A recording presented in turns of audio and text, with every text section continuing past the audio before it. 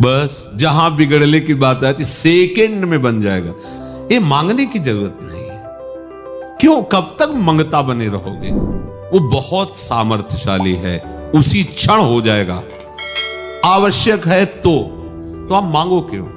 जो भी होना, जो भी उस समय हो जाएगा। नहीं होता, हम करेंगे नहीं तो कैसे होगा? वो करवा लेंगे जो भी चेष्टा। अब एक बार तो अच्छे से समर्पित हो जाओ। आपको पता है, जब जो बनवाना होगा बनवा के पवा देंगे, जब जो पहनवाना होगा मंगा के पहना देंगे, जब जैसे चलना होगा आदेश कर देंगे। हमें कुछ खोजना भी नहीं कि हमको कैसे परमार्थ में चलना है।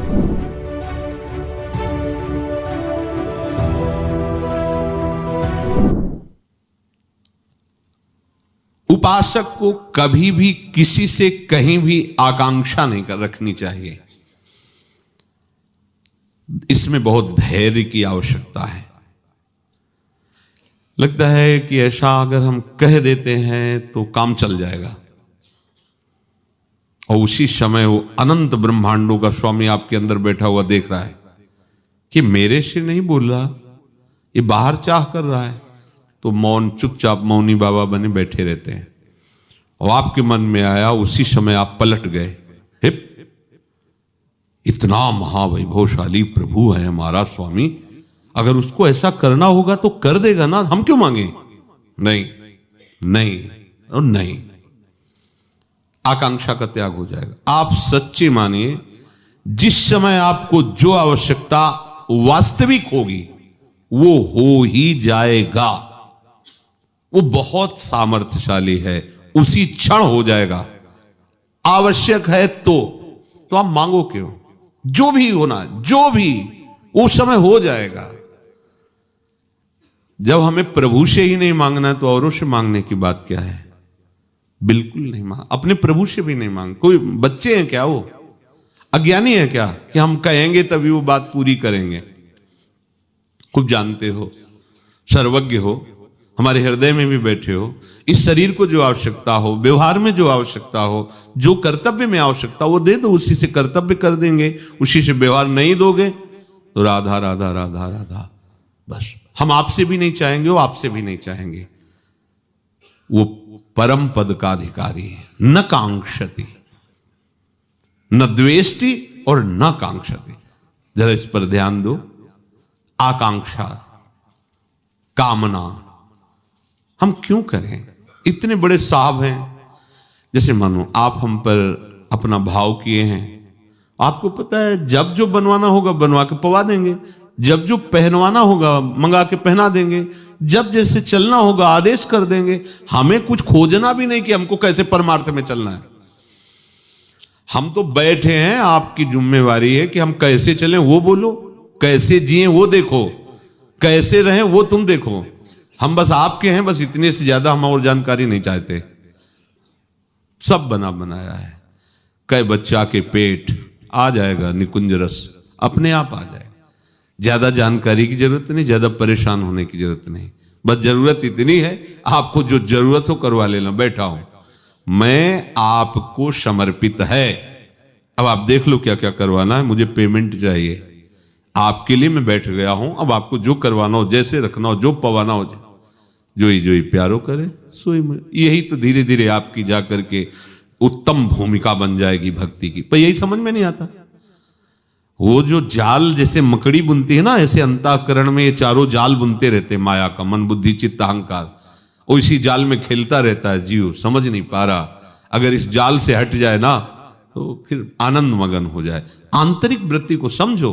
तुम उस मन का पक्ष ले रहे हो जो अनंत जन्मों से प्रभु से विमुख हुए और मांग पर मांग बढ़ाते चले जा रहे हो। ना कांक्षति, अन मांगे आगे आवे गो, जीव पल लागे पल को। स्वामी जी महाराज, स्वामी हरिदास जी महाराज, हरि भज रे, न छाणे न मान नर्तन को, मति बंछे रे तिल तिल धन को। अन मांगे आगे आवे गयो, जो पल लागे पल को।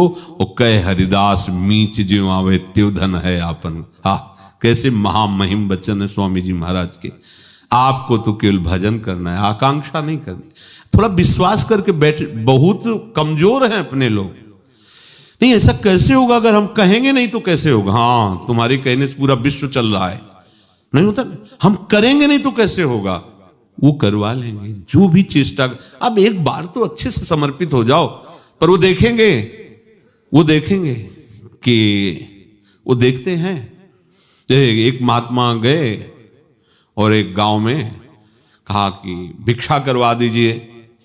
भगत ने हाथ जुड़ाओ महाराज, पर बोले हमारी शर्त सुनिए, हम 56 भोग पाते हैं।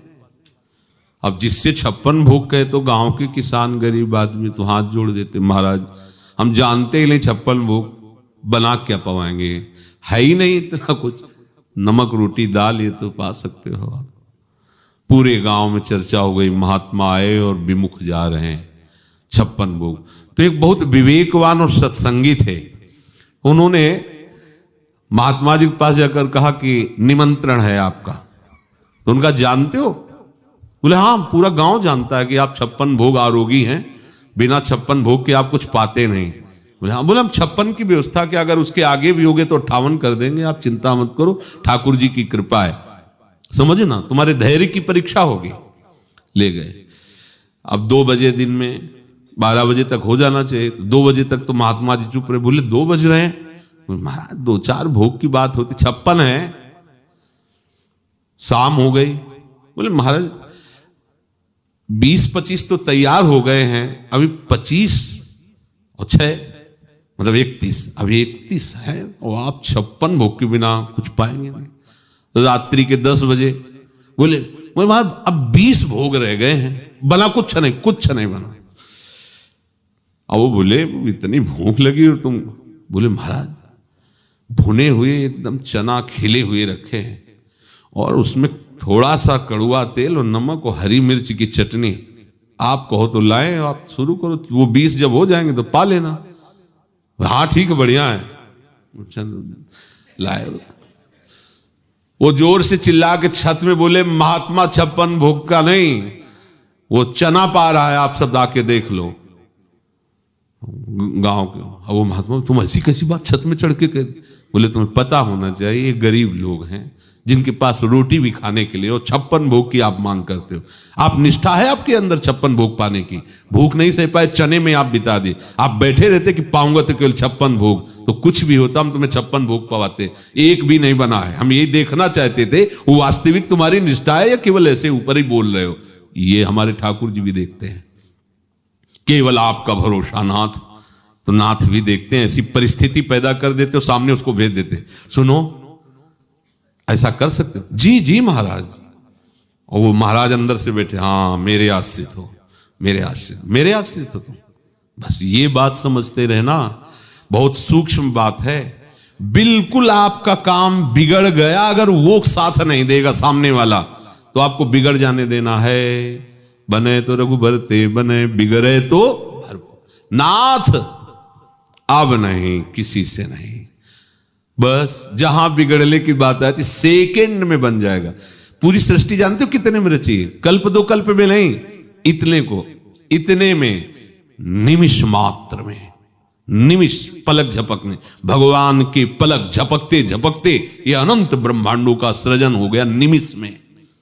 भ्रकुटी विलास सृष्टि लय, भ्रकुटी के एक संचालन मात्र से सृष्टि का लय, सृष्टि की सृजन। तो हमें लगता है कि काम बिगड़ गया, बस उनके भरोसे रहना, कैसे बन गए आपको खुद पता नहीं चलेगा। तभी आप आकांक्षा कामना का त्याग कर सकते। एक बार तो आनंद लो शरणागति का, एक बार केवल। जीवन में हम किसी से मांगेंगे नहीं, नियम लो, देखो अभी शांति मिल जाएगी, किसी से नहीं कहना। पूर्व में जो पूज्य सदगुरुदेव भगवान बच्चापन में स्वीकार किए, बड़ी सुंदर निष्ठा थी। एक बार 24 घंटे में फलाहार लेते थे, रात दिन भजन। वो माला ऐसे जो लेता ऐसे वाला लंबा हो गोमुखी, उसमें एकदम आवेश भरा लाल चेहरा बना रहता, हर समय जप में। उन्हीं की कृपा से दिमाग में बात बचपन में बैठ गई थी कि निरंतर भजन करना ही सबसे बड़ा कर्तव्य है, निरंतर भजन करना ही सब शास्त्रों का सार। बैठ गई थी महाराज जी के संग से। उनकी हम आपको निष्ठा बताते हैं, एक बार केवल पाना है, अब जो भी गांव, कोई आलू उबाल के थोड़ा गुड़, कोई दूध लेके, कैसे भी एक बार भिक्षा का था, और वो कहीं जाते नहीं थे, वहीं आके देना होता था। और उसका नारियल का खप्पर था, सन्यासी थे ना, तो ऐसे खप्पर रख दिया। और आपने अगर पूछ लिया स्वामी जी डालें, तो खप्पर हटा लिया, नहीं ठीक है जाओ, अब नहीं पाएंगे, कल पाएंगे भिक्षा का समय। पहले ही सबको बता दिया, पूछना कुछ। अब जैसे आलू रख दे तो स्वामी जी गुड़ रखें, नहीं नहीं बस। दूध तो स्वामी जी और डालें, नहीं नहीं बस। कभी ऐसा नहीं किया, पूछ लिया, कहते तो पूछ ही तो हटानी है, कोई भी हमारे अंदर आकांक्षा ना रहे। कई बार ऐसा धोखा हुआ, नया जैसे कोई आया ना, और तो डालें महाराज जी, वो तो पूछते नहीं, अब डालें, नहीं खप्पर रख लिया। क्या अपराध में? तो बोले पूछना, उनका नियम था उनका, आप पूछ नहीं सकते, डालते चले जाओ, जितना डाल दो जितना। जहां पूछ लिया वही बंद। तो वहां जो प्रसाद देने आता था उसको पहले वो चुप रहता था, डालते गए जितना जो कुछ लाएगा शांत। कभी उन्होंने चाय का समय हो रहा, कभी नहीं, शांत एकदम। ऐसे पुराने संत महात्माओं के दर्शन और सानिध्य मिले, बिल्कुल शास्त्र उनके हृदय में बैठा हुआ है, और का नहीं पढ़े थे, स्कूल नहीं गए थे, क्योंकि जो पुराने जन होते थे ज्यादा पढ़ाई लिखाई कहाँ, अपना गांव गली में मेहनत किसानी ऐसे। स्वामी जी का नहीं पढ़े थे, पूरा आचरण शास्त्र सम्मत। ज्यादा समय नहीं मिला, 2 वर्ष में ही अंतर ध्यान हो गए, फिर आगे की यात्रा चली। तो न कांक्षति, वही सन्यासी जिसके अंदर कोई आकांक्षा नहीं। तो भक्ति में भी तो है ना, चाह नहीं, कोई चाह। ये विश्वास करो ना प्रिया जी पर, प्रभु पर विश्वास करो, क्यों नहीं करते? एक आदमी कोई कह दे हमसे, जो धनी मानी हो, कि आप चिंता मत करना, कभी कोई जरूरत हो किसी और से बात करने की जरूरत नहीं, मैं हूं, तो छाती फूल जाएगी आज से ही, अभी से। कोई बड़ा अधिकारी आग कह दे, कोई आंख दिखाए, तो आप दबना नहीं, फोन कर देना, बस हम ऐसी तैसी कर देंगे, ऐसे चलेंगे। वो भले कभी फोन ना उठावे, लेकिन आप तो कह रहे ना योगक्षेमम वहाम में हम, और वो कहीं फोन करने की जरूरत नहीं, यहीं बैठे।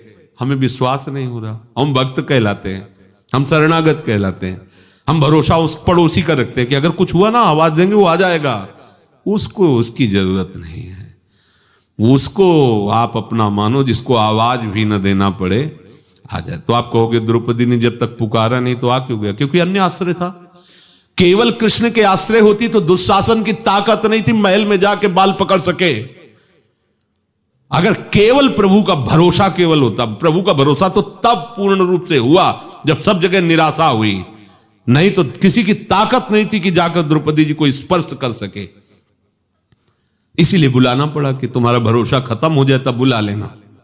नहीं, हमारे स्वामी ऐसे नहीं है। अगर आप अन्य आश्रय त्याग कर भरोसा किए हुए हैं, हाँ, वो हर समय करो सदा तिनके, उनके वचन है, करो सदा तिनके रखवारी, जिम बालक राखे महतारी। माता कार्य में रत है ऐसा मत समझ लेना, वो अपने आंख की एक दृष्टि वो अपने बालक पर ही रखती। कुछ भी कर रही हो, क्या कर रहा है, कैसे खेल रहा है, कहाँ है, क्योंकि उसका ममता का जो स्वरूप हुआ, ऐसे ही हमारे हरि अपने भक्त पर दृष्टि रखते हैं। वो तो केवल दृष्टि ही रखती है, आप तो कहते हैं जहां जहां भक्त मेरे चरण रखे वहां वहां रखो हाथ, ऐसे चलाते हैं। अब जब जान जाओगे तभी तो भगवान शिव कहते उमा राम स्वभाव जे जाना, ताय भजन तज भावना। ये मांगने की जरूरत नहीं है। क्यों, कब तक मंगता बने रहोगे? लिस्ट बनी पड़ी है, फाड़ डालो लिस्ट, हटा दो जिनसे तुम्हें मांगने का अपनापन हो गया है, हटा दो, और एकमात्र से बिना मांगे निहाल कर देंगे। पर ये अज्ञानी मांगता नहीं, मांग ही बैठता है, फिर हंस देते हो। जब मांग बैठता है ना तो वही है सब रूपों में देने वाले, पर वो हंस देते हैं कि कहा रही तुम्हारी अनन्य निष्ठा, मेरे सिवा किसी की तरफ देखा ना चाह करके, चलो फिर कमर कसो आगे बढ़ो। न कांक्षति, जो भगवत मार्ग का पथिक है, न कांक्षति उसकी सिद्धि है। ये मांग नहीं होनी चाहिए। या तो बहुत छोटी छोटी बात में मांग भरी हुई, छोटी छोटी बात मांग नहीं होनी चाहिए। उपासक जितना मांग रहित होता चला जाएगा, उतने उसके हृदय में प्रभु की प्रति अधीनता पैदा होती जाएगी। यही हमें चाहिए। या ऐसा समझ लो, प्रभु उसके अधीन उतने ही होते चले जाएंगे। मांग नहीं तो प्रभु अधीन होते चले जाएंगे। और मांग है तो फिर वैसे भी देखो, आप सेवा करो और कुछ मत लो, मतलब कोई चाह ना हो, तो बार बार वो अपना चिंतन, सेव्य का चिंतन सेवक के प्रति जाएगा। कुछ चाहता नहीं। अरे देखना भाई, उसको भोजन, उसके वस्त्र दिए आप उसके, अब उसका चिंतन, उसका ये अधीनता शुरू हुई। कहीं किसी भी तरह उसको दुख नहीं होना चाहिए, क्योंकि कुछ चाहता ही नहीं है और जो आज्ञा करो वैसा पालन कर रहा है। वास्तविक सेवा अब उनकी शुरू हो गई। सेवा वही है जो सेव्य के अंदर सेवा भाव पैदा कर दे, सेव्य के अंदर सेवा भाव पैदा कर दे। निष्कामता में बड़ी ताकत है। देख लो, त्रिलोचन जी के यहां सेव्य नौकर बन करके आ गए। ये सेवा का चमत्कार। हम अपने स्वामी को प्रसन्न करने के लिए कुछ भी मांगने की जरूरत नहीं, यही सबसे बड़ी सेवा है। भला ये अंदर बैठा लो बात, आज से कुछ नहीं मांगेंगे। एक बार भगवत ऋषिक जी महाराज अपने मित्र के साथ यहाँ वृंदावन में आए हुए थे। जब उनके चरित्र में पढ़ा तो जो उनको भोजन पवाने के लिए बनाया, उसमें सब्जी में नमक ही नहीं डाला, एकदम ऐसे, मतलब बिल्कुल नहीं डाला। और उनके सामने परोसे तो और भी सामग्री थी, तो जो भी पाए तो पहले तो उनका ये वाली सब्जी सब हमारे में डाल दो। भगवत ऋषिक जी ने कहा, हमें बहुत अच्छी लगी। और कहा दूसरी चीजें, मित्र भी साथ थे, उनको परसो और आप वो सब्जी हमें डाल। तो उनको अच्छा लगा कि इनको सब्जी बड़ी प्रिय। अब उसमें जो पात्र में बाद में थोड़ी सी बची होगी, तब जो बनाने वाले उन्होंने अरे नमक नहीं डाला। भगवत ऋषि जी क्षमा करना न बोले, मुझे तो बहुत अच्छी लगी, मुझे तो ऐसा नहीं लगा कि, तो इसीलिए मैंने लिया। मतलब समझो, कह सकते थे कि इसमें नमक नहीं डाला, क्या भूल गए क्या? नहीं, अब डालने की जरूरत नहीं, पर नहीं डाला क्या? नहीं कहा, चुपचाप। आज प्रभु ने इतना सुंदर अवसर दिया है रसेंद्री के लिए, बढ़िया बिना नमक का पा दे। जो भी जैसा मांग अंदर से जो उठती है उसको दबाना सीखो, उसको रौंदना सीखो। जो मांग उसी में, तो फिर ये मांग उठती रहेगी ना, तो प्रियालाल के प्रति हमारा अपनापन नहीं हो पाएगा। जैसे लोग कहते हैं, प्रश्न करते हैं कि प्रभु के प्रति अपनापन क्यों नहीं हो पा रहा। हम जानते हैं श्री जी हमारी हैं, पर क्यों नहीं हो पा रहा? कोई अपना है, शरीर संबंधी, शरीर कुछ मांगे हैं। ये जब दोनों बातें हट जाएंगी ना, तो आप देख लेना, श्री जी के बिना आप जी नहीं सकते। ऐसी बेचैनी, ऐसी हमारी सखी हैं, ऐसे हमारे प्रीतम हैं दोनों, और हम उनके बिना जी सकते हैं, उनके सिवा और किसी की याद करें? क्यों याद करें? सुंदर देखो तो ये महामहिम प्रताप इनका, सारा ऐश्वर्य इनका, सारा, अब हम और किसी का चिंतन कर। देखो कितनी हमारी निकृष्ट बुद्धि है कि इतने बड़े हमारे प्रीतम प्रिया, इनके सिवा हम किसी और को दिमाग में लाए, सोचे, चिंतन करें। कितनी घटिया सोच है हमारी। हमारे इतने सुंदर श्री लाडली लाल हैं, इतने महामहिम हैं, वेद शास्त्र ऋषि मुनि सब जिनकी चरण रखने की चौकी की यश गाते हैं, वंदना करते हैं। अब इन प्रभु को छोड़कर हम और किसी की याद करें, और किसी को अपना माने, और किसी के लिए हम अपनी स्मृति दें? कितनी घटिया सोच है। हम बनते हैं महात्मा, ज्ञानी, विज्ञानी, साधु, महात्मा। कैसे सोचो, हम उपासक बनते, भक्त बनते हैं। हमारा लक्ष्य क्या है? प्रिया प्रीतम। और इनसे बढ़कर कोई है? अगर रूप का चिंतन करना तो इनका चिंतन, प्रताप का तो इनका, बल तो इनका देखो ना, इन्हीं के बल से सब बलवान है। वैभव ऐश्वर्य इनका, प्रेम तो इनका देखो, प्रेम समुद्र है। अब किसका हम चिंतन करें? ये क्यों चिंतन हो रहा है? अन्य का। बस कारण यही, कुछ मांगे हैं, कुछ अपनापन अन्य जगह है, इसीलिए प्रिया प्रीतम से अपनापन नहीं हो पाता। गेया सा नित्य सन्यासी, ये जो जान जाता है वो नित्य सन्यासी है। किसी से द्वेष नहीं करता, किसी से कुछ चाह नहीं रखता। ये चाह ही हमारी सबसे बड़ी बाधा है। चाह की पूर्ति नहीं हुई तो गुस्सा आ गया, द्वेष हो गया। चाह मिटाना ही साधुता है, आवश्यकता मिटाना ही साधुता है। हर परिस्थिति में हम सुखपूर्वक रह सके, हमें ऐसा अभ्यास करने का अवसर दिया गया है। किसी में आप बंधो मत। शरीर सुविधा, शरीर सुख, ये सब ठाकुर जी के ऊपर है, श्री जी के। वो जैसा चाहे आप मत फंसो, आप फंसो श्री जी में, लालजू में, उनके नाम रूप में, उनके चरणों में, उनकी सेवा में, उनके गुणों में, इसकी मांगों में मत फंसो।